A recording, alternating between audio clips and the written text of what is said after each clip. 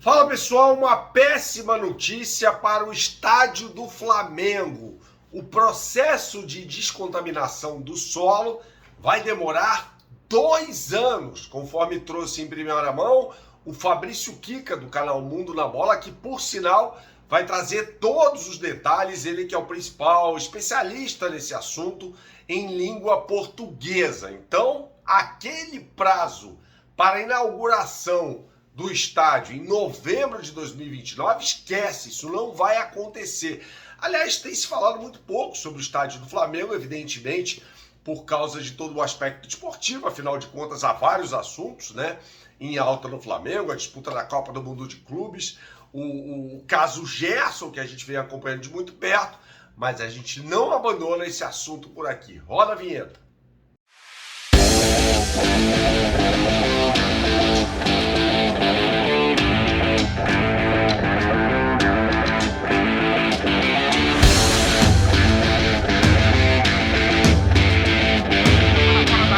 Recupera a mistura, tirou, tentou dar o contrapé, bateu no zagueiro, voltou, para aqui, tentou, é gol!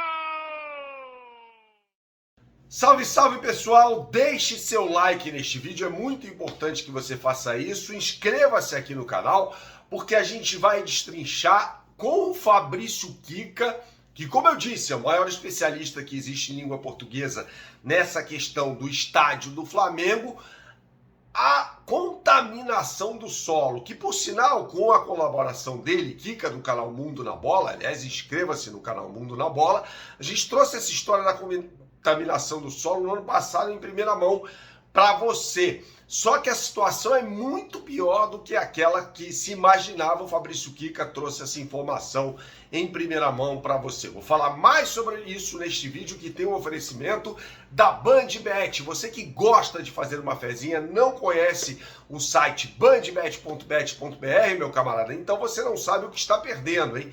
Acesse agora o site bandbet.bet.br, faça o seu cadastro e quando você o fizer, você terá acesso às melhores oportunidades do mercado, principalmente no que diz respeito à Copa do Mundo de Clubes, com odds imperdíveis e com BandBet Multiplica todos os dias, ou seja, combinadinhas que eu sugiro para você na capa do site, que você não tenha odds parecidas para essas combinadas em nenhuma outra bet. E fique ligado, porque a estreia do Flamengo na Copa do Mundo de Clubes será na próxima segunda-feira contra o Esperance da Tunísia, e claro que o canal vai fazer a cobertura trazendo detalhes sobre esse adversário do Flamengo para você. BandBet, um lance, infinitas possibilidades, jogue com responsabilidade, é só para maiores de 18 anos, então vamos trazer agora o Fabrício Kika, que melhor do que eu, vai explicar toda essa situação envolvendo o estádio do Flamengo. Fala, Kika! Fala, Bernardo. Obrigado mais uma vez por essa oportunidade de falar aqui no seu canal. Bom, saiu o resultado da análise do subsolo e a questão da contaminação do terreno do gasômetro. Antes da gente explicar para vocês o que está acontecendo, a gente precisa voltar um pouco no tempo. Aqui nesse canal mesmo, aqui no canal do Bernardo, lá em maio de 2022, nós havíamos comentado que o terreno possivelmente estava contaminado. Eu até acho que quando dei essa informação, eu fui um pouco leviano, porque naquela época eu não tinha os dados do terreno, eu tinha feito uma visita muitos anos antes ao terreno e tinha notado um cheiro muito forte de combustível, você via manchas de óleo no chão. Eu usei minha experiência para falar. Algumas semanas depois de ter comentado isso aqui no seu canal, eu localizei documentos que provavam que o terreno de fato estava contaminado. Aquela primeira manifestação aqui, eu sempre deixei lá um alerta vermelho que poderia ser um problema. Ou seja, era um problema sabido, a questão da contaminação, qualquer profissional do mercado imobiliário sabia dessa questão. Bom, durante anos, literalmente anos, nós alertamos com relação ao problema da contaminação, que o terreno era contaminado e etc. O Flamengo nunca se manifestou a respeito disso até junho do ano passado, às vésperas do edital de desapropriação do terreno. Nessa época, o executivo responsável por parte do Flamengo disse ao Conselho Deliberativo que estavam cientes da questão da contaminação e que o gasto seria de aproximadamente 21 milhões de reais para descontaminar o terreno. A defesa para esse valor e a justificativa de que era um processo muito simples fora baseado na questão da contaminação de parte do terreno. Qual parte? Aquela parte que havia sido desapropriada para a criação do terminal intermodal Gentileza. Naquela parte do terreno, de fato, foram gastos aproximadamente 7 milhões de reais e foi uma descontaminação bastante simples, a remoção de parte da camada superficial do terreno. Bom, acontece que em 2022, quando foi criado o processo de desapropriação do terreno para o terminal Gentileza, foi feito o levantamento dos contaminantes do terreno inteiro. E esse documento é um documento público, é um documento que está disponível, que você pode encontrar junto ao processo de desapropriação para o terminal Gentileza. E nesse documento havia lá uma parte do documento que mostrava as diferentes contaminações em diferentes partes do terreno. E é o que a gente vai mostrar aqui para vocês. Tá na tela aí, o que você está vendo na tela é um mapa de contaminação do cenário lá de 2021 ou 22, mostrando que a parte norte do terreno era diferente da contaminação da parte sul. Portanto, exceto se houvesse certeza absoluta que os contaminantes da parte sul eram menos perigosos do que da parte norte, onde está o terminal Gentileza, na parte sul, não dá para fazer essa regra de 3. O terreno que sobrou é 3 vezes maior do que o terminal Gentileza, portanto, gastaremos 21 milhões de reais. Nós alertamos com relação a isso, por quê? Porque nós pegamos esse material que nós mostramos aqui para vocês e falamos com especialistas, e todos eles foram unânimes em afirmar que a contaminação na parte sul do terreno era mais complexa do que da parte norte. Portanto, nós sabíamos que era uma coisa mais complicada.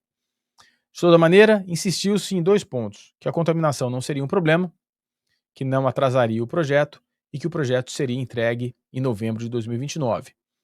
Nós sempre dissemos que era possível entregar em 2029 se vários Cs fossem positivos, ou seja, era uma possibilidade muito, muito pouco provável. Bom, adiantando para dezembro do ano passado, quando o BAP foi eleito, o BAP declarou que não havia um estudo de viabilidade. Um estudo de viabilidade não é só a questão financeira, a análise financeira da viabilidade do estádio, também inclui, por exemplo, a viabilidade técnica, que inclui a questão da contaminação, o prazo de descontaminação, a aprovação do projeto ambiental, que inclui, entre outras coisas, a questão da descontaminação do solo.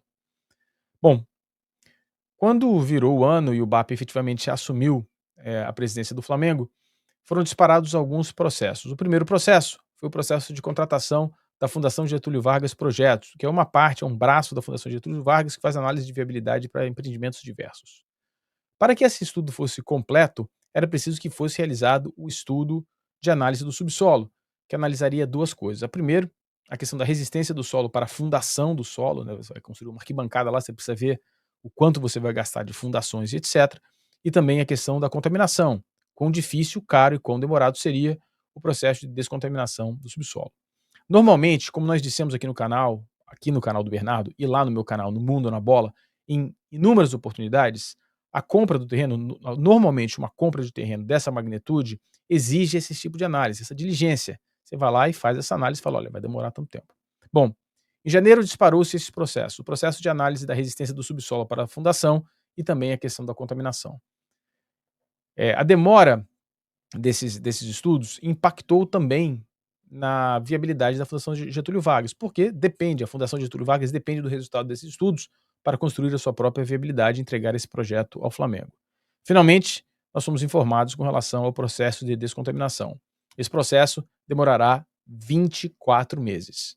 Exatamente, 24 meses. Assim que começar o processo de descontaminação, serão necessários 24 meses para que possa se pensar em começar a obra. Isso faz com que a entrega do projeto do estádio em 2029 tenha sempre sido impossível. Era impossível na época da gestão passada e continua sendo impossível.